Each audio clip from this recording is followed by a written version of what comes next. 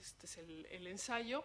No vamos a entrar mucho en ello, pero si os fijáis, los valores de referencia en Alemania, bueno, pues son mucho menores de los que podemos tener aquí en España de renovaciones. En este caso, pues también Casa Clima tiene este estudio para estanqueidad al aire y la solución a esas infiltraciones pues solo es una. Aquí viene 3 veces, pero es la misma todo el rato: sellar. Tenemos que sellar por donde se nos está escapando el aire, porque con ese aire se nos está escapando también la energía. Veis aquí, bueno, pues el aislamiento es continuo y necesitamos sellar los diferentes sistemas. Porque además, cuando tengo estas infiltraciones, también se me pueden producir lo que se llaman condensaciones intersticiales. El vapor de agua lo vamos a transmitir por convección y, bueno, esto significa que una junta abierta también puede transmitir ese vapor de agua que yo tengo en el interior, que siempre se va a transmitir, porque los ladrillos son porosos, los enlucidos son porosos, algunos aislantes son porosos, otros como el poliestireno extruido no, y esto nos va a favorecer para evitar esas condensaciones intersticiales.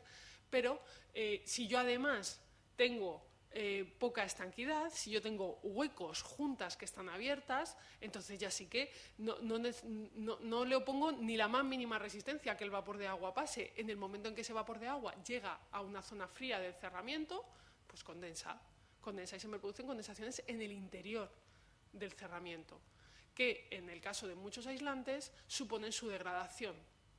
En el caso del poliestireno extruido no pierde propiedades térmicas en contacto con el agua, no le pasa nada al extruido, pero probablemente en algún momento nos salga una humedad, con lo cual las condensaciones intersticiales siempre hay que mirarlas, pero en muchos otros casos sí que el aislante se moje, pues hace que pierda todas sus propiedades térmicas.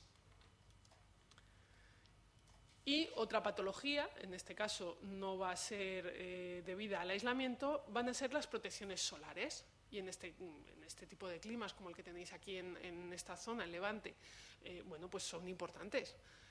Yo en verano voy a necesitar proteger mis cerramientos débiles, y en este caso los cerramientos débiles van a ser los cerramientos acristalados, de la entrada de sol. Y esto es algo que ya se hacía de tiempos inmemoriales.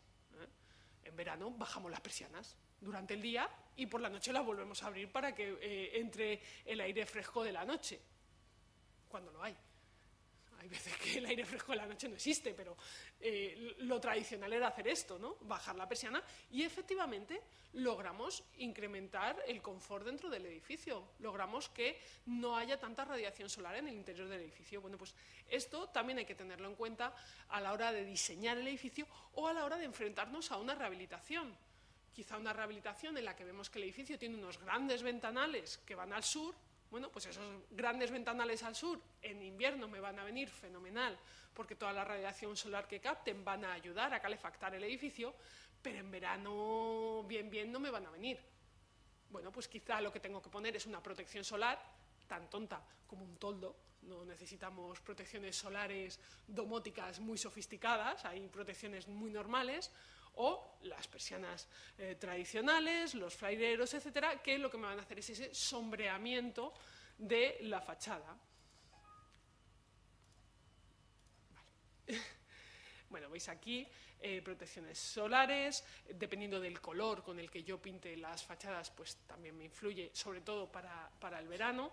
Todos sabéis, los colores claros pues lo que van a hacer es ser reflectivos, y los colores oscuros van a concentrar más el calor. ¿Qué consecuencias vamos a tener de todas estas patologías que vamos a encontrar en edificios antiguos?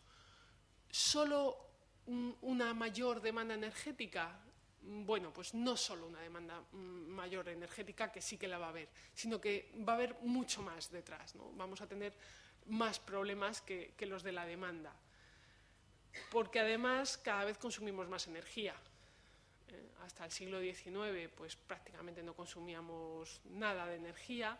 Incluso con la revolución industrial, bueno, pues el consumo de energía era alto, pero era aceptable, todavía era sostenible, pero el consumo energético de tanto el siglo XX como principios de este siglo XXI es brutal.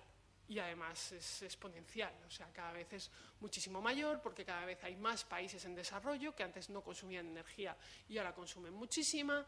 Los países desarrollados consumimos también cada vez más energía. Solo os tenéis que fijar en cuántos enchufes hay en vuestra casa. Pues si es nueva hay muchos y tenéis suerte. Y si es vieja, lo que tenéis es una colección de ladrones enchufados unos a otros para conseguir los 15 enchufes que yo necesito para la televisión, el home cinema, la Play, la Wii, el no sé qué. Bueno, pues al final todo eso hace que mi edificio consuma una energía desmesurada y a la que tenemos que dar soporte. En el siglo XX, además, hay una explosión demográfica, hay más gente para consumir energía y ya se empiezan a producir en el siglo XX pues, la primera crisis del petróleo en el año 73. La primera norma que tuvimos de térmica en España es debida a esta crisis del petróleo, a la del año 73. Es debido a que alguien dijo, ahí va, consumimos mucha energía, vamos a intentar hacer algo para consumir algo menos. Bueno, en esos años hay una diversificación de las fuentes de energía, nucleares, renovables, gas natural, que también deriva del petróleo, pero no directamente. ¿Qué ocurre? Bueno, pues que las no renovables se agotan. También es verdad que esto es como el cuento de Pedro y el Lobo, se llevan agotando desde el año 73 y, bueno, pues en ocasiones vemos que nos parece que son eternas, pero realmente no son eternas. Y además no solo no son eternas, sino que hay países, y España es uno de ellos, que son extremadamente dependientes porque no somos capaces de producirlas. Nosotros no tenemos petróleo en el subsuelo para producirlo, con lo cual lo tenemos que comprar fuera. Y dependemos de unos señores que como se pongan en guerra, como en el caso de Libia, pues de repente no tenemos combustible para los coches y tenemos que andar a 110. Y se nota, porque en Madrid-Valencia 110, algo más tardas. Consumen menos, pero algo más tardas. Bueno, pues esto nos da una idea de lo dependientes que somos energéticamente hablando. Y además, este excesivo consumo de energía lo que me provoca es un cambio climático. Y, bueno, pues hay un protocolo, que es el de Kioto, que España firmó. No le estamos haciendo caso, pero lo firmamos. Esto está bien, ¿no? Es una declaración de intenciones, al menos. Y empezamos a hablar de lo que se llama desarrollo sostenible. Empezamos a hablar de, bien, vamos a mantener nuestro confort. La sostenibilidad no pasa por quitar confort, pero vamos a mantener el confort con una racionalidad, no a costa de todo. Esto ya lo habíamos visto un poco antes, el 40% del consumo de la energía es debido a los edificios, en España es un 28% y subiendo, porque esto es fuentes de 2006. Y bueno, pues hay una directiva europea sobre eficiencia energética de los edificios. En España se traspuso en 2006, pero solo para los edificios de obra nueva. Sabéis ya que los edificios de obra nueva pues tienen su etiqueta de eficiencia energética, pues igual que una lavadora, un lavavajillas o un microondas. Y yo sé si mi edificio es clase C, clase B o clase D. Si es normativo es D o E al menos. Pero ¿qué es lo que ocurre? Que esta directiva tiene otra pata. Tiene otra pata que es para edificios existentes. En España pues hemos hecho los deberes con un poquillo de retraso. Se espera que salga, bueno, se espera no, el plazo termina en septiembre de este año, porque bueno, estábamos pendientes de que saliese la ley de economía sostenible que modificaba algunos puntos de la ley para que saliese esta directiva de eficiencia energética para edificios existentes y como muy tarde en septiembre, pues tiene que sacarla sí o sí. ¿Qué significa esto? Que mi edificio, el que ya existe, el que está construido en el año que sea, también tendrá su etiqueta. Cuidado, ¿habrá un mínimo como para obra nueva? No, mi edificio puede ser G. Bueno, pues ya sé que mi edificio es G y consume energía y se le escapa por todos los lados. Pero yo cuando lo alquile o cuando lo venda, le tendré que decir al usuario, cuidado, que este edificio es G. Ah, bueno, es que justo el vecino me vende un edificio que es, me vende una vivienda que es C, por muy poquito más dinero.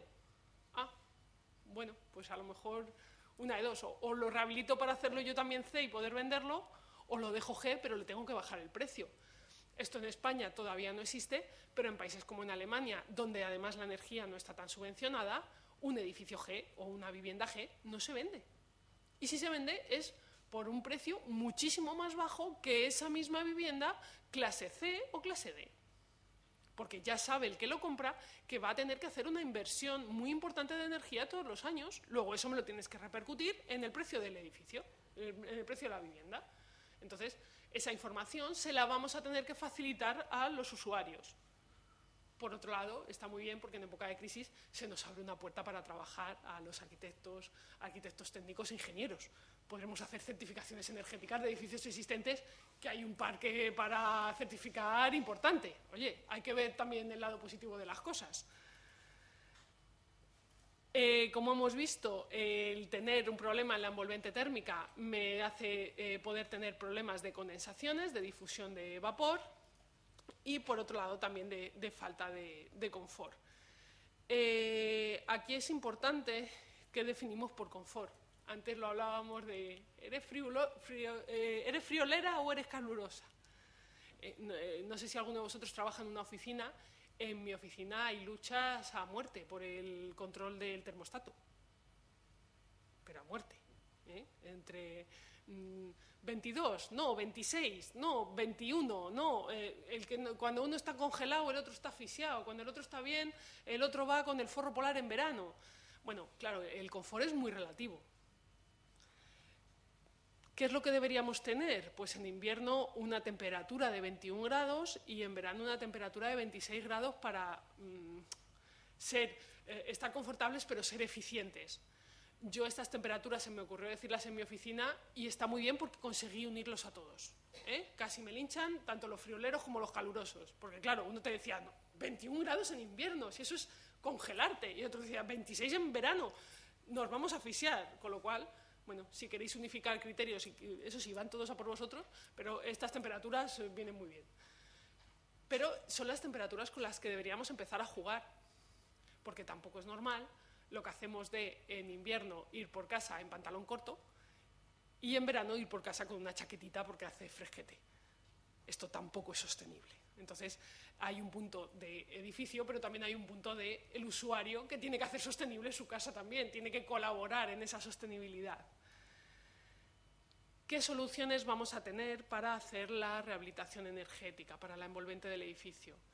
En principio no hay normativa para edificios rehabilitados en pequeñas rehabilitaciones. El código técnico, el ámbito de aplicación que tiene es para edificios de nueva construcción y para los existentes cuando tenemos que rehabilitar una superficie de más de 1000 metros cuadrados o de más de un 25% de los cerramientos. ¿Qué es lo que ocurre? Que la gran mayoría de las rehabilitaciones no llegan a estos valores, luego no existe una obligatoriedad de hacer esa rehabilitación. No sé si lo sabéis, si no os doy la noticia, el código técnico, el H1, en teoría se modifica este año. Digo en teoría porque los plazos de los ministerios hay que tomarlos un poquito amplios. Pero el código técnico nació con el ánimo de ser un documento vivo. Esto queda precioso. Esto está ahí un documento vivo. Esto es como... Pero la realidad lo que significa es que cada 5 años se modifica. Y habrá modificaciones que no tengan importancia, como ya las ha habido de donde pone las palmas en minúsculas, pues ahora ponen las palmas en mayúsculas que se nos había olvidado. Bueno, pues esta es una modificación que no nos afecta, pero esta que viene ahora sí nos afectará. Sí nos afectará porque, bueno, hay diferentes propuestas, pero todas pasan por incrementar la eficiencia energética del edificio y, por tanto, por incrementar el nivel de aislamiento que tienen. Y además, no solo por incrementar el nivel de aislamiento que tienen, sino por ampliar el campo de aplicación.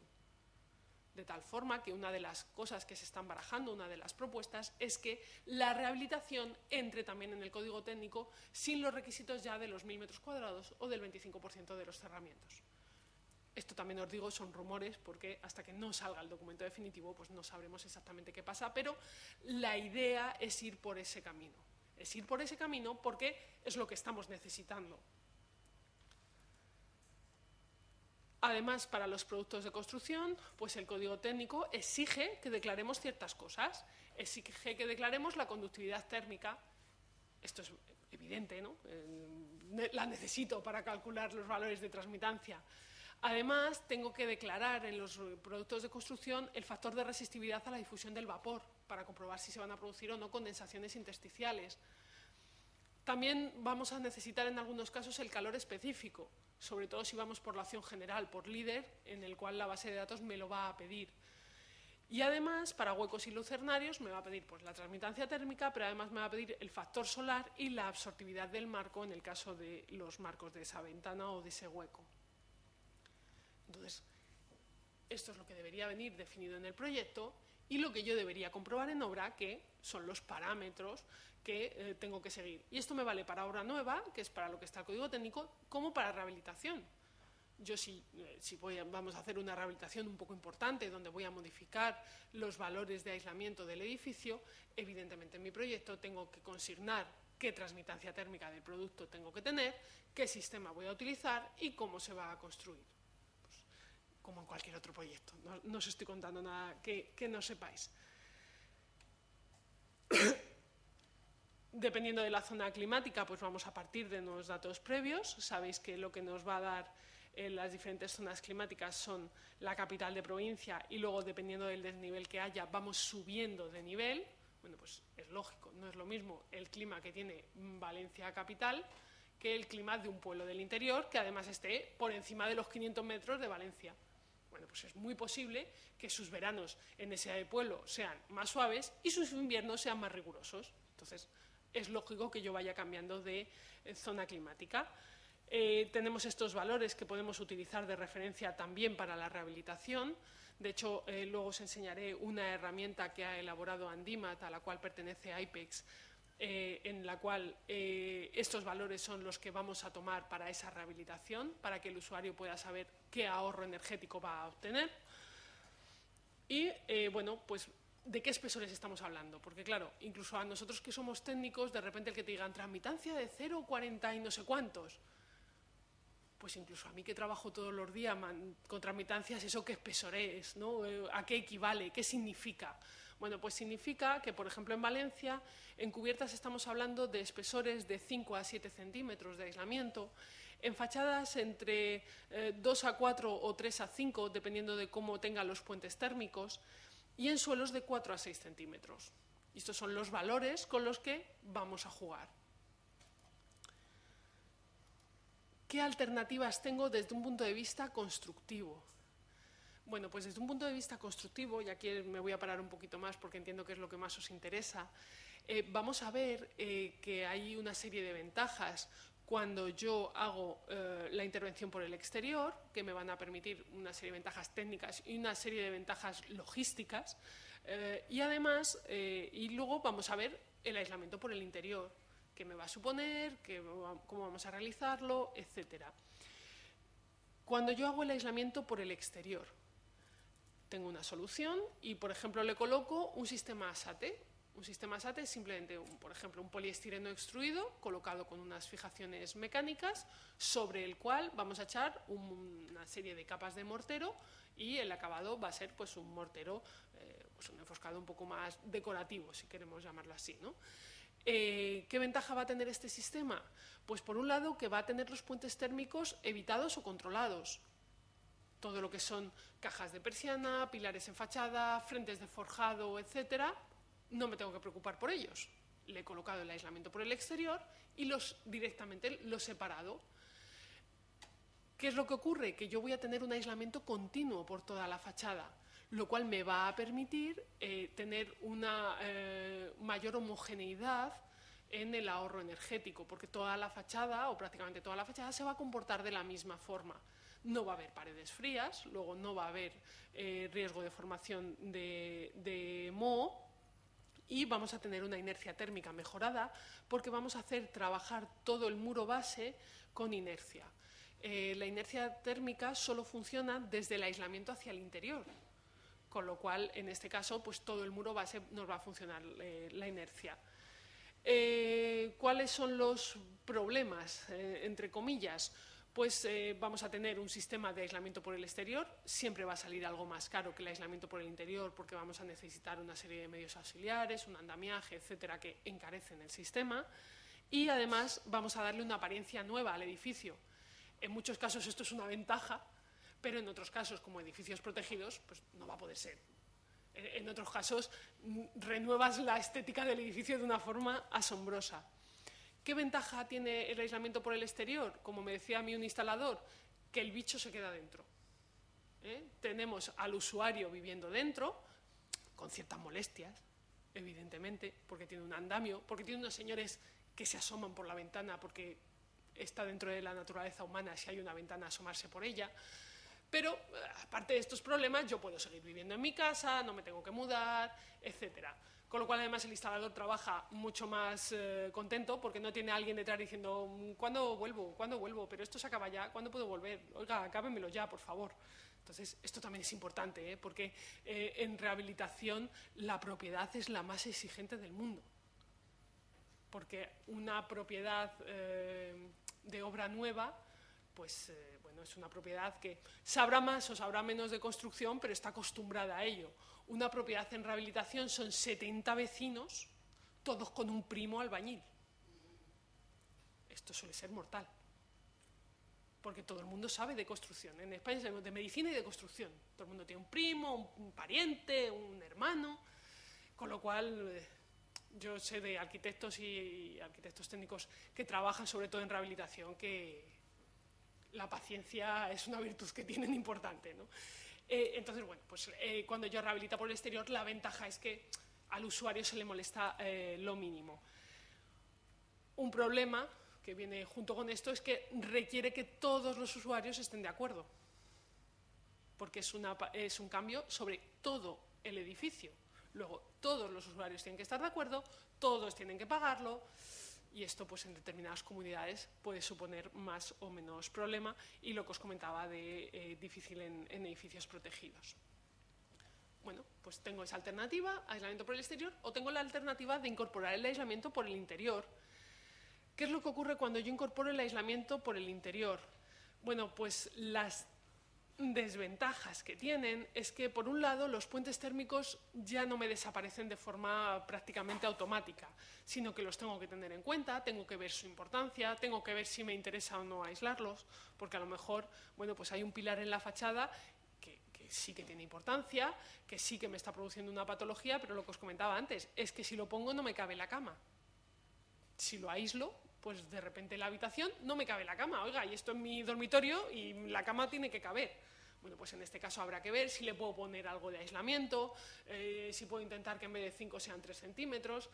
Digamos que ya no es tan automático como cuando hago el aislamiento por el exterior. Si esos puentes térmicos no logro acabar con ellos, pues sí que se me pueden producir zonas de pared fría, zonas en las que haya condensaciones, y en este caso pues la mejora en la inercia térmica es pequeña. ¿Cuál es la ventaja? Caliento y enfrío rápido, con lo cual viviendas de fin de semana, el sistema ideal. Son sistemas más baratos, son sistemas más sencillos, incluso en muchas ocasiones en España quizá no estamos tan acostumbrados al bricolaje, pero hay zonas en Europa, por ejemplo en Francia, están muy acostumbrados, y cada cual se va al Leroy Merlin y se cambia a su casa o al bricor o al que uno tenga cerca, y se va y se construye su kit y se lo lleva a casa y lo construye él mismo. Bueno, pues es una opción que sobre todo nos sirve para aislamiento por el interior, y se mantiene la fachada original. Cuando estoy en un edificio protegido, esta es la única solución, sí o sí. Una gran ventaja es que no requiere acuerdo de la comunidad de propietarios. Es mi casa, yo la rehabilito y yo estoy de acuerdo conmigo mismo. No necesito poner de acuerdo a mis otros 69 vecinos, que en ocasiones estas cosas salen muy mal. Y la desventaja es que, bueno, pues tengo la obra en mi casa, reducen el espacio útil y tengo que soportar toda la obra. Para las cubiertas, normalmente con el poliestireno extruido, lo que vamos a aprovechar es para realizar, en el caso de cubiertas planas, la introducción del extruido por encima de la lámina de impermeabilización. ¿Qué es lo que ocurre? Que hago la cubierta invertida, con lo cual el aislamiento va a proteger la lámina de impermeabilización, que es una de las partes débiles de la cubierta y además una de las que más problemas me va a dar, y consigo incorporar la eficiencia energética a la cubierta. En muchas ocasiones yo siempre digo que la rehabilitación es un iyaki, la rehabilitación térmica.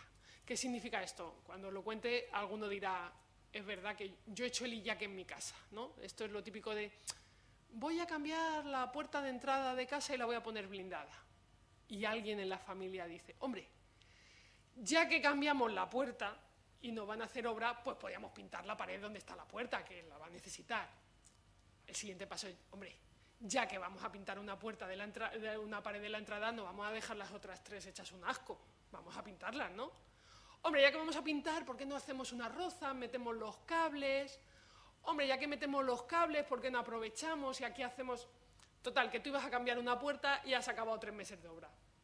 Pues esto es la teoría del iyaki, que yo creo que para la rehabilitación térmica es la teoría que mejor funciona. Por ejemplo, vosotros que quizá hacéis sites y veis edificios que necesitan rehabilitación porque están en mal estado por otras razones. Hombre, pues ya que voy a cambiar la impermeabilización de la cubierta, incorporando un pequeño plus más de lo que me va a costar el aislante y su colocación, consigo eficiencia energética. Y además en X años amortizo la inversión, que de otra forma no la amortizo porque lo único que hago es rehabilitar lo que ya estaba. Bueno, pues en muchas ocasiones esa incorporación del aislamiento es este iyaki, ¿no? Ya que tenemos que cambiar el aspecto de la fachada porque tiene unas fisuras horrorosas y porque se me están cayendo las molduras y porque tengo que rehabilitarla, hombre, pues quizás es una idea interesante incorporar el aislamiento térmico que por un pequeño aporte más va a conseguir esa rehabilitación energética y esa rentabilización energética. Entonces, esa es la teoría del iyaki. Bueno, veis aquí diferentes soluciones de aislamiento. Una de las características del poliestireno extruido es que es de colorines. Veréis que esto queda muy bonito en las presentaciones porque tenemos fotos de todos los colores que os podéis imaginar. Bueno, pues cada fabricante tiene su color, más o menos, definido y entonces, bueno, pues es una de las características. No aporta nada de propiedades térmicas ni nada por el estilo, pero bueno, cada uno tenemos ahí nuestros colores. Entonces, bueno, pues lo que veis son... en este caso se aprovechó para rehabilitar la impermeabilización, la incorporación de poliestireno extruido para ayudar a hacer más eficientes las viviendas. Acordaos además que en el gráfico que veíamos al principio un 35% de la energía se pierde a través de las cubiertas. Luego es un punto importante para rehabilitar. Bueno, veis aquí cómo estaba antes y bueno, pues al final cómo ha quedado. Es importante la durabilidad del poliestireno extruido, porque yo creo que es uno de los puntos más fuertes que tiene este aislante. Mirad, esta plancha tiene 21 años. Tiene 21 años, ha perdido el color. Esto ya no le podemos pedir milagros, pero es lo único que ha perdido. No ha perdido conductividad térmica, no ha perdido espesor, no ha perdido propiedades en cuanto al agua, con lo cual durante 21 años ha estado funcionando. En esta rehabilitación lo que se ha hecho es incorporar otra capa encima para hacer un aislamiento mucho mayor. Pero la capa original de aislamiento sigue funcionando perfectamente. Y yo creo que esta es una de las grandes ventajas que podéis encontrar en el poliestireno extruido, que es un sistema de aislamiento que pese a estar en las condiciones climatológicas, o pese a estar expuesto directamente a una mala climatología, funciona perfectamente. Y se comporta, fijaos que en este caso está protegido por 5 centímetros de grava, no es una protección fuerte. Lo único que sí que hay que protegerlo es de los rayos del sol. Pero al extruido ya prácticamente todo, porque hasta los ladrillos con el paso del tiempo se deterioran por efecto de los rayos del sol. Pero una vez protegido de esos rayos del sol, el material funciona, pues en este caso, 21 años. En este caso, 19 años, también el material estaba en perfecto estado, sin color, pero en perfecto estado. Y bueno, veis que después lo que tenemos son diferentes terminaciones. Antes veíamos un acabado en grava de una cubierta no transitable, pero podemos colocarle baldosas donde el poliestireno extruido ya va directamente incorporado, o colocarle directamente encima baldosas, etc. Admite cualquier tipo de terminación, incluso ajardinada. Permite el colocar un geotextil para proteger del punzonamiento y colocar tierra y después colocar las plantas en una cubierta jardinada. Como veíamos antes en la norma, la 92325, también tenemos un checklist para las cubiertas. Pues básicamente es esto, que el producto es el adecuado, que se han colocado al 3 bolillo con las juntas contrapeadas en filas sucesivas si tenemos varias capas del material, que se han colocado con juntas a tope. Veréis que en el poliestireno extruido hay terminaciones diferentes laterales. Tenemos terminaciones machembradas, terminaciones a media manera o terminaciones en canto recto.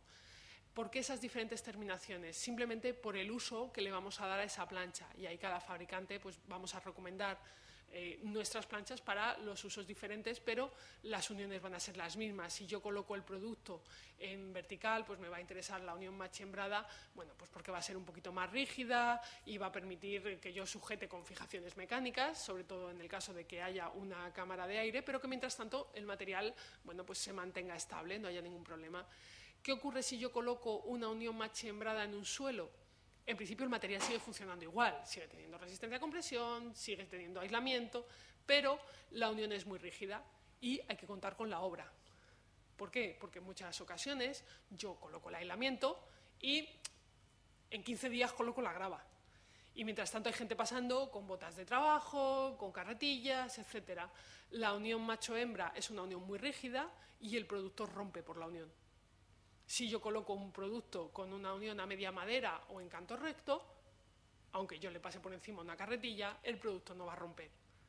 Entonces, bueno, simplemente es por eso, no tiene ningún otro misterio. Vemos diferentes controles. Veis aquí, esto era para cubierta plana, veis aquí también lo podemos colocar en cubierta inclinada. En este caso, la teja puede ir directamente encima del material, como sería este el caso con la teja amorterada. Podemos colocar encima del material unos rastreles y, por ejemplo, colocar la teja claveteada o colocar el aislamiento por el interior, en este caso pues con un sistema de chapa después por el exterior y en unos perfiles colocar el aislamiento. También hay un checklist para la cubierta inclinada, muy parecido en muchos puntos al de la cubierta plana y en otros pues ya son más específicos pues, por la forma de adherencia del poliestireno extruido al soporte, el cajeado especialmente en el alero, etc. Bueno, en este caso pues hay una obra muy grande que se rehabilitó con poliestireno extruido, es la del Hospital de la Marina en Cartagena, donde bueno, pues, lo que se hizo fue incorporar poliestireno extruido y colocarle la teja amorterada.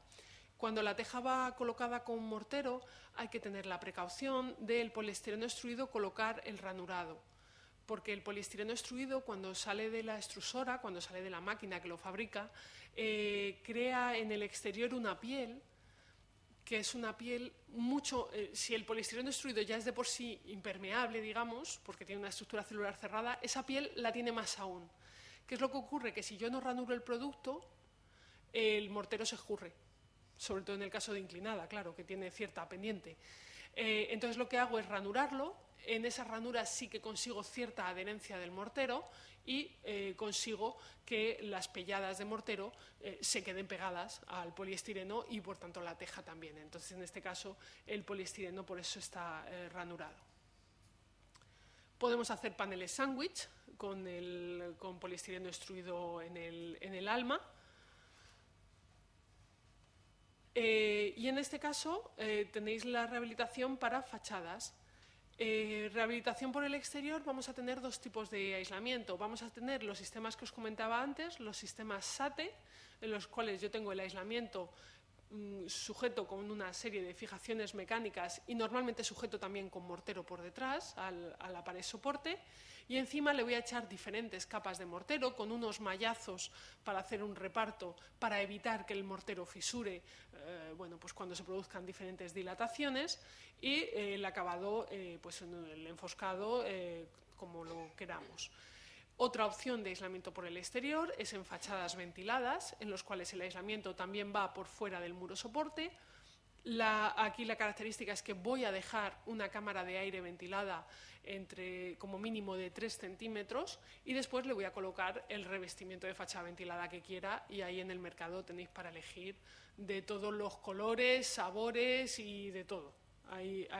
Y de precios también, hay de todo.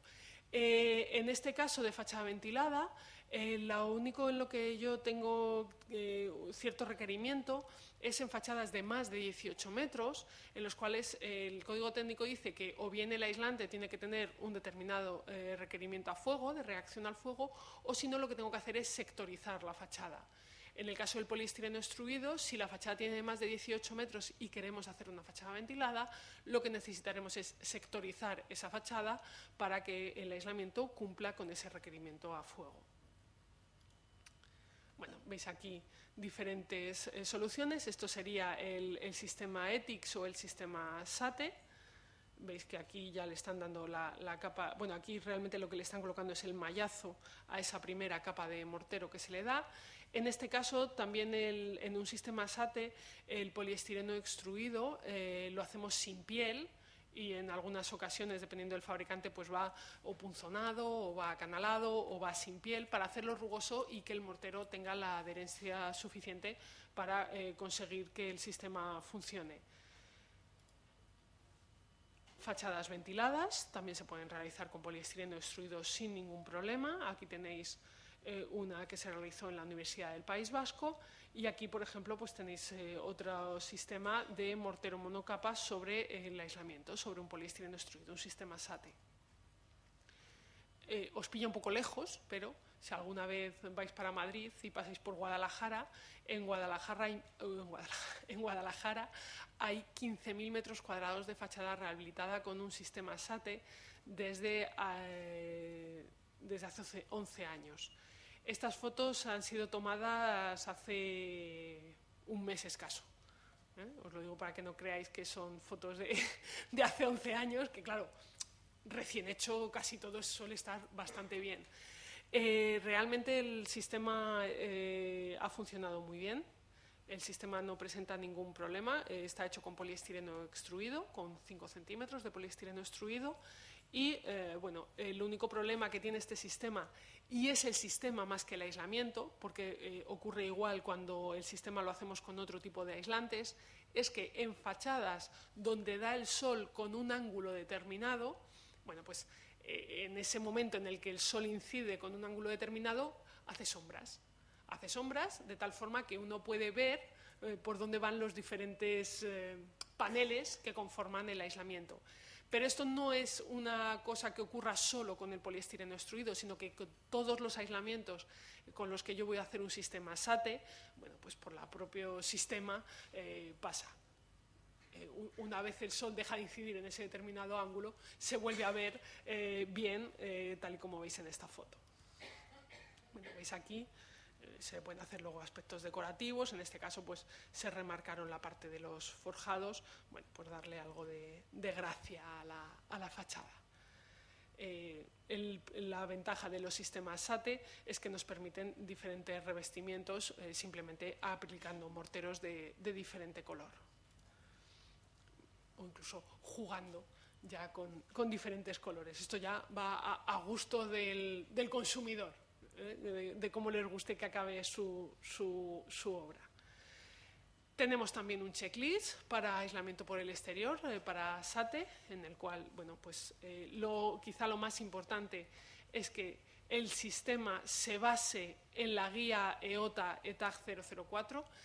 Los sistemas SATE hoy por hoy no tienen normativa. Esta normativa se está preparando actualmente en Europa, pero sí cuentan con una guía EOTA, que es una guía a nivel europeo que nos dice cómo incorporar el sistema, el conjunto. No es solo el aislamiento, solo el revoco o solo... No, es todo el conjunto del sistema, para que funcione bien, tiene que tener estas características, los materiales por separado y el sistema en conjunto.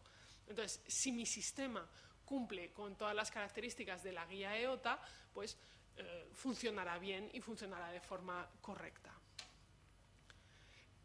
La opción de aislar la fachada por el interior, pues en este caso colocamos el aislamiento directamente sobre el muro soporte y, bueno, una de dos, o trasdosamos con un sistema de placa de yeso laminado, o trasdosamos con un ladrillo, o colocamos un producto sin piel y directamente podemos colocar un enlucido sobre el material, siempre con una malla para evitar esas fisuraciones que veíamos también en el sistema SATE. Incluso hay sistemas que la placa de yeso ya viene incorporada al poliestireno, con lo cual coloco el aislamiento y el acabado a la vez. Bueno, veis aquí el aislamiento por el interior, con un laminado de cartón yeso o con yeso in situ sobre el aislante, como habíamos visto. También hay un checklist para la fachada aislada por el interior. En el caso de los suelos, podemos aprovechar además para incorporar suelo radiante encima del poliestireno extruido, y nos va a servir para aislar térmicamente y para que el calor que produce el suelo radiante no vaya hacia abajo, sino que todo suba hacia arriba. Entonces, bueno, pues es una rehabilitación de la cual se puede incorporar, podemos aprovechar para incorporar instalaciones. Bueno, veis aquí diferentes tipos de aislamiento, aislamiento bajo pavimento calefactado o bajo una solera. También contáis en la norma con un checklist para aislamiento de suelos. Y ahora vamos a ver bueno, pues, un ejemplo, sin más. Y digo sin más porque en rehabilitación cada obra es un mundo, porque cada obra va a tener una orientación, va a tener unas determinadas características que me van a permitir hacer unos sistemas o descartarlos, porque puede ser que sea inviable en esa zona con esas características, pues hacer un sistema SATE porque el edificio está protegido. Bueno, pues evidentemente lo descarto. Esa fachada está protegida y solo se puede tocar por el interior. O a lo mejor hay una fachada que está protegida y solo la puedo tocar por el interior, pero resulta que las otras tres no están protegidas. Y puedo aislarlas con un sistema SATE. Por eso, a mí en rehabilitación, cuando ponemos ejemplos, me da cierto miedo en el sentido de que no intentemos extrapolarlo después a cualquier obra, porque cada edificio es un mundo. En este caso se ha analizado el edificio con LEEDER. Es un ejemplo del documento E4, que es el de Estrategia de Ahorro y Eficiencia Energética en España. No nos hemos inventado el edificio, sino que ya estaba definido, con una orientación de fachadas a noreste y suroeste, entre medianeras, 800 metros cuadrados de superficie de edificio, 200 por planta y dos viviendas de 90 metros cuadrados cada una y una escalera diferenciadas en 4 plantas. Lo que hemos hecho ha sido incorporarle aislamiento. Le hemos colocado además un aislamiento que yo creo que es relativamente moderado. No nos hemos ido a aislamientos de casas pasivas o de casas de consumo de energía casi nulo. Hemos ido, bueno, pues, a cumplir código técnico y poquito más. Y le hemos colocado, pues, 8 centímetros de aislamiento en la cubierta, 4 centímetros en fachada, 3 centímetros en las medianeras que teníamos con otros edificios colindantes y 6 centímetros en suelos. Lo que hemos hecho ha sido hacer el LEEDER, darle al botón de calcular, que ahí es nada, esperar un rato largo a que calcule, nos fuimos a tomar un café, a echar una comida, tal, no sé qué, y luego ya volvimos y había dejado de calcular. Y bueno, pues este es el informe que da LEEDER. Esto es lo que gastábamos en el consumo o la referencia en calefacción del edificio antes de la incorporación del aislamiento, y esto es después. Es decir, antes el porcentaje de la demanda de consumo respecto al edificio de referencia, que es un edificio de código técnico, con los valores de código técnico, pues estaba en un 174%, y una vez hecho la rehabilitación estoy a un 73% de lo que consume el edificio de referencia. Es decir, tengo un mucho mejor consumo. Bueno, en los valores de LEEDER hay unos archivos ahí medio ocultos con los cálculos, y de ahí están sacados estos datos. No os creáis que nos los hemos inventado, pero hay unos ficheros que los pasas a Excel, trasteas un poquillo con ellos y puedes obtener estos datos. En calefacción anual, el edificio preexistente estábamos en 124,97 kilovatios hora por metro cuadrado de superficie útil, y en el edificio rehabilitado estoy en 52 kilovatios hora por metro cuadrado. El de referencia estaría en 71,5. Esto es lo que os comentaba yo antes, de que al menos podemos llegar al 50% del consumo energético del edificio, y veis que los valores de aislamiento que le hemos puesto no son aquellos que de repente os he dicho 20 centímetros en fachada, 30 centímetros en cubierta, ¿no? Que bueno, esto es una casa pasiva, pero bueno, pues nos hemos quedado en algo mucho más normal. Pues con algo mucho más normal yo ya me estoy ahorrando el 50% de la energía, o más del 50% de la energía que consume mi edificio. Si vemos en las zonas climáticas, hicimos el mismo edificio para las 5 zonas climáticas, pues en este caso, en el caso de Valencia, que sería la zona B, veis que de 84,58 kilovatios hora por metro cuadrado y año, 84.580, pasamos a 46.319. Bueno, pues ya veis que es la mitad. Evidentemente, si yo divido el consumo energético, divido también las emisiones anuales de CO2 y consigo una reducción, en este caso de un 45,2% de las emisiones y de la demanda energética de CO2. Evidentemente, conforme voy subiendo a climas más complicados, el consumo, la reducción del consumo pues también es algo mayor. Pero veis que estamos en torno a ese 50%. Además, ahora mismo la rehabilitación es algo que desde el Ministerio, desde las diferentes administraciones, etcétera, se está potenciando. Ya nos va bien que se potencie porque está el mercado de la construcción complicadillo. ¿Qué os voy a contar que no sepáis vosotros, ¿no? Bueno, pues una de las vías que vamos a tener es la rehabilitación, porque además es una vía que en España no está lo suficientemente explotada. En España hemos explotado hasta grado superlativo la obra nueva, pero la rehabilitación era un porcentaje muy pequeñito de lo que hacíamos. Cuando, si comparamos con otros países europeos, la rehabilitación en algunas ocasiones es más del 50% de lo que se hace en edificación. Bueno, pues poco a poco tendremos que tender a subir ese porcentaje en rehabilitación y así conseguiremos que haya un poquillo más de trabajo para todos, que ya nos irá bien también. Bajo este prisma, las administraciones, tanto locales como a nivel estatal, están haciendo planes de ayudas. Y bueno, pues hay ayudas específicas, lo del IVA reducido, la reducción del IRPF hasta de un 15%, el IVA reducido del 8% de las obras de rehabilitación, hay diferentes planes estatales. Y además, cada comunidad autónoma también ha hecho su propio programa y también ha hecho su propio programa de ayudas.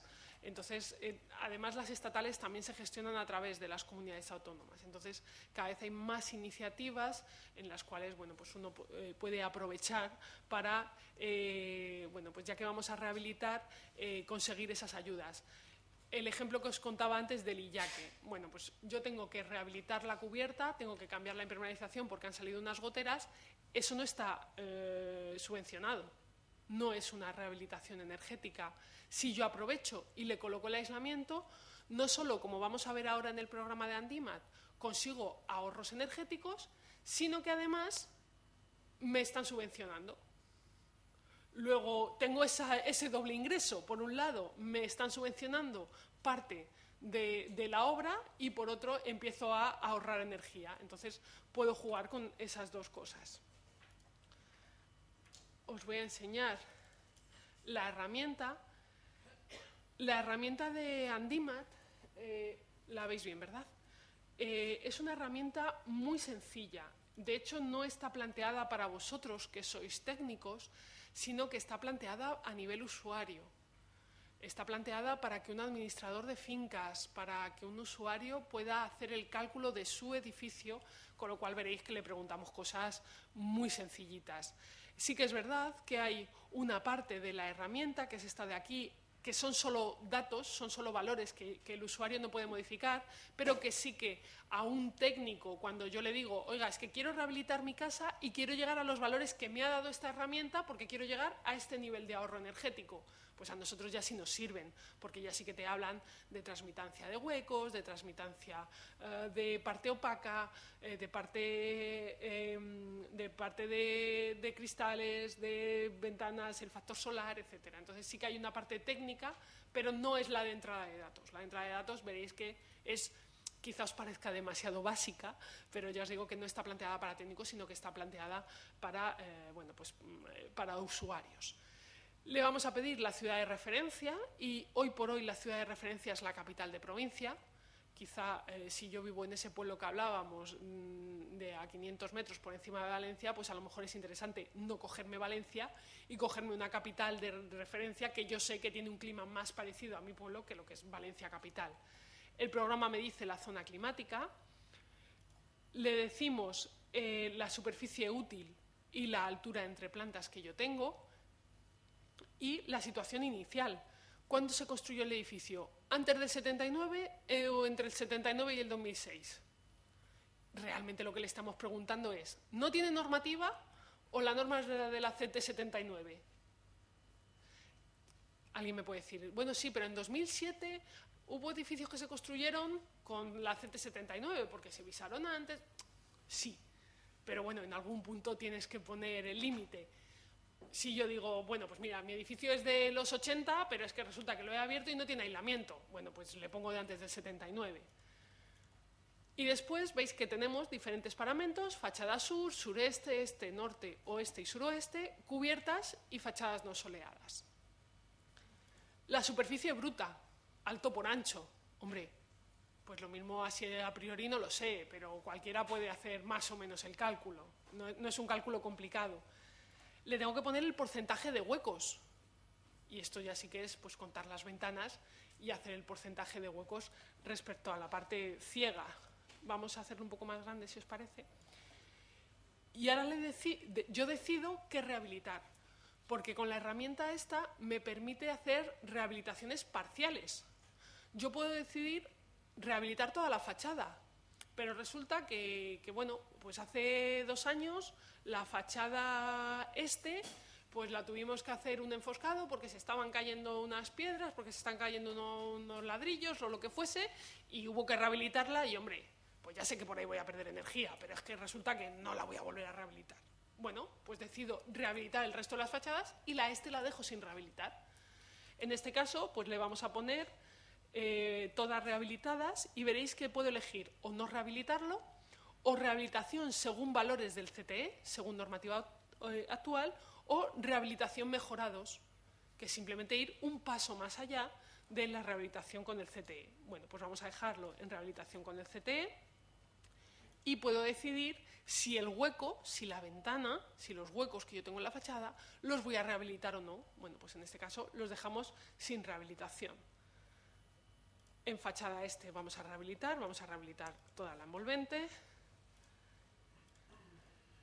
y pues decido que la cubierta la rehabilito, pero hay una, bueno, en este caso no tengo fachadas no soleadas, pero si la tuviese pues la dejo tal cual. Además le voy a decir si le coloco una protección solar a los huecos. ¿Lo dejo tal cual, el hueco, o le hago un tratamiento? Le pongo unos fraileros, le pongo un toldo, lo que sea. Bueno, pues vamos a mejorarlo. No cambio la ventana, pero sí que mejoro la protección en régimen de verano. Le tengo que definir si yo voy a cambiar o no los puentes térmicos. Bueno, pues resulta que voy a hacer una rehabilitación por el exterior, voy a hacer un sistema SATE y en este caso pues tengo puentes térmicos eliminados. La estanquidad no la voy a tocar, la voy a dejar sin modificación, podría ponerla mejorada o muy buena, la voy a dejar sin modificación. Y este es un punto importante porque le tengo que decir si dispongo de refrigeración. Claro, yo puedo calcular lo que del edificio me ahorra en régimen de verano, eso estará muy bien, pero si no tengo refrigeración, el usuario me va a decir, no, pues bien, usted me ha dicho que en verano me ahorro 500 euros, pero es que no me estoy gastando nada, que va a venir usted a darme los 500. Bueno, pues no. Si no tengo refrigeración, no hace el cálculo en demanda de refrigeración y en este caso le vamos a poner que sí tiene refrigeración. Y le vamos a decir qué rehabilitación le voy a hacer, porque el programa me va a ofrecer una estimación de qué me va a suponer el coste de la rehabilitación. Y en este caso le hemos dicho que a las fachadas lo que íbamos a hacerle es un aislamiento por el exterior, un sistema SATE. Y esta, y la cubierta la vamos a poner invertida. ¿Qué me dice el programa? Bueno, pues el programa me va a decir que yo tengo un ahorro porcentual probable de un 51% de euros al año en calefacción y un 69% de euros al año en refrigeración, que haciendo la media me sale que me ahorro al año un 57% en la energía de lo que estaba consumiendo. Además, el programa me va a dar una estimación de los costes totales de la intervención y del coste de la calefacción al año y del coste de la refrigeración al año. El programa en un par de meses que lo hicimos se ha quedado ya obsoleto, ¿eh? Los costes de la energía han vuelto a subir y no hemos podido cambiarlos todavía. Pero lo que va a hacer el programa es ofrecer una estimación, pero yo como usuario sé lo que me gasto al año en calefacción y sé lo que me gasto al año en refrigeración, pues el programa me da la opción de ponerlo. En este caso, pues 1067, vamos a dejar los valores del programa, y el programa me dice cuánto me va a costar toda esta rehabilitación y cuánto de ese coste de la rehabilitación me va a suponer el aislamiento, para aprovechar lo que ya habíamos hablado del IYAQE, ¿no? Bueno, pues el coste de la rehabilitación va a ser de 15.840 euros y el aislamiento de esos 15.840 son 2.573. ¿Por qué? Porque con estos costes yo puedo ver en cuánto tiempo voy a amortizar la inversión. Si yo coloco toda la inversión, todo lo que me cuesta toda la rehabilitación, pues me voy a 17 años de amortización. Pues aquí ya depende del usuario. Si yo a lo mejor estoy jubilado, tengo 70 años, pues francamente, para 17 años ya que el que venga detrás rehabilite. Si yo me acabo de comprar la casa, la tengo hipotecada a 35 años y, hombre, pues 17 años ya no parecen tanto, ¿verdad? Si voy a pagarle al banco más años. Entonces, claro, en rehabilitación es lo que os decía, dependemos mucho del promotor de la rehabilitación y cada uno tiene sus características, cada uno tiene su problemática y cada uno decide. Si yo en este caso tengo que rehabilitar sí o sí, porque resulta que me han hecho una IT en el edificio y hay que rehabilitar las fachadas y hay que rehabilitar la cubierta porque el edificio está como está y hay que arreglarlo, entonces quizá lo que me interesa saber es en cuánto tiempo amortizo el sobrecoste que me va a suponer incorporar el aislamiento. Y aquí lo único que le pongo es el valor del aislamiento. El valor del aislamiento en menos de 3 años lo tengo amortizado. Por eso os decía que la rehabilitación energética, cuando estábamos hablando de ese IYAQE, es muy rentable. Es muy rentable porque es la única forma de hacer amortizable la inversión. Si yo no le coloco aislamiento, la inversión no se va a amortizar en la vida. Tendré una fachada más bonita, tendré una cubierta que no produce humedades, pero ya está. No voy a conseguir ningún ahorro. En el momento en que yo le incorporo aislamiento, en 3 años he amortizado ese sobrecoste que me ha costado el aislamiento y además en 17 años me he pagado toda la rehabilitación, que son 17 años ahora. Dentro de unos años lo mismo son unos eurillos más, porque la energía ha subido.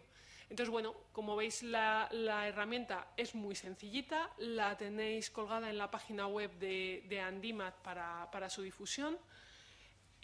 Probablemente también esté colgada en la página web del IDAE en breve. Y entonces, bueno, pues os puede servir, pues eso, si hacéis ITES, para hablar con los propietarios, etcétera, porque yo creo que son unos cálculos que más o menos todo el mundo entiende. Una de las cosas que ahora mismo están de moda, junto con la sostenibilidad en la construcción, es ver el análisis del ciclo de vida de los productos. Yo creo que además esta es una moda que es beneficiosa, que es buena para los sistemas, porque lo que nos permiten es analizar el consumo de energía que tiene un sistema para su fabricación, y calculamos cuánto nos cuesta, cuánto ahorra, etc. En el caso además de los aislantes, yo creo que este cálculo es más necesario aún, porque todos los materiales de construcción, una vez puestos en obra, digamos que la única parte que nos queda por contabilizar es la parte de la demolición y traslado a vertedero o a una rehabilitación o a una reutilización, perdón, del sistema. Y ahí terminamos el cálculo. En el caso del aislamiento siempre tenemos que ir un paso más allá en esos cálculos, porque el aislamiento es el único material que gasta en su fabricación, pero también ahorra a lo largo de toda la vida útil del edificio. Luego, cuando hacemos los análisis de ciclo de vida de los productos aislantes en general y del poliestireno extruido en particular, no solo vemos qué energía se consume en la fabricación del aislante, sino que también vemos qué energía ahorra durante toda su vida útil, tomando una vida media del edificio de 50 años. Y esto yo creo que es importante porque nos da una idea. Para que os hagáis una idea, aproximadamente 1 euro invertido en aislamiento nos va a producir 7 euros de ahorro. Es decir, es una relación importante en cuanto al ahorro que consigo con el aislamiento. Nosotros lo que se ha hecho desde el poliestireno extruido a nivel europeo es hacer un análisis de ciclo de vida del producto en conjunto, ¿vale? De los poliestirenos extruidos de toda Europa, porque sí que es cierto que la tecnología varía de una fábrica a otra de una forma pequeña, pero puede ser que alguien la tenga más eficiente pues porque sea más moderna, etcétera. Pero al final el análisis entre todos los poliestirenos es muy similar. ¿Por qué? Porque la forma de fabricar pues, es similar. Al final hay un radio de acción en el cual yo incorporo las materias primas y las llevo después el poliestireno extruido conformado a la obra, etcétera, que son similares en todos los casos. Entonces lo que se ha hecho es un análisis de ciclo de vida para el poliestireno extruido. Lo podéis encontrar en la página web de Exiva. Exiva es el IPEX a nivel europeo, es la Asociación Europea de Poliestireno Extruido, y allí encontráis el análisis de ciclo de vida del poliestireno extruido sin entrar en marcas, sino como material en sí. Además, en la página web del ITEC hay una base de datos que se llama BEDEC, y en el BEDEC también aparecen los datos de análisis de ciclo de vida de los diferentes productos y uno de ellos es el del poliestireno extruido. Entonces, yo creo que es importante conocer estos sistemas y conocer el análisis de ciclo de vida de los materiales, porque en muchas ocasiones se nos dice, bueno, claro, es que sois plásticos, bueno, contamináis, el plástico es horroroso, donde esté la lana de oveja o donde esté el corcho o donde estén las fibras de madera que son naturales, pues claro, no das, ¿no? Y cuando empiezas a mirar los análisis de ciclo de vida, resulta que a la lana de oveja pues hay que echarle ácido bórico para que funcione y no se la coman los microorganismos o no genere microorganismos. Resulta que, bueno, pues la madera es natural, pero hay que darle una forma, hay que introducir energía para esos tablones, etcétera. Y al final, el análisis de ciclo de vida no te dice que esos materiales que instintivamente quizá creemos ecológicos sean muy diferentes del poliestireno extruido. Efectivamente, derivamos de petróleo, pero el análisis de ciclo de vida del material es muy similar a lo que se llaman productos ecológicos, con lo cual, cuidado con esta definición de productos ecológicos, porque en muchas ocasiones, bueno, pues tienen mucho glamour, pero quizá tienen menos fondo detrás, ¿no? Yo lo que os aconsejo, tanto en mi caso como en el resto de los materiales, es que vayáis a lo que es dato cierto y dato que puede ser contrastado, que son estos análisis de ciclo de vida que nos dicen cómo funciona el material, cómo ahorra energía, cómo la gasta y os pueden dar una información mucho más fiable. Por mi parte, nada más. En la página web de IPEX podéis contactar con nosotros para cualquier duda, para cualquier consulta. Tenéis además los catálogos de IPEX, etcétera. Y cualquier consulta que tengáis ahora, si ha quedado algo así en el tintero, pues yo encantada de responderos. Entiendo que a las 2 de la tarde es complicado hacer preguntas, ¿eh? A mí también se me haría complicado. Entonces, cualquier duda que os surja después, tenéis nuestro contacto y nosotros desde el equipo técnico estaremos encantados de atenderos. Muchas gracias a todos por invitarnos a vuestro colegio.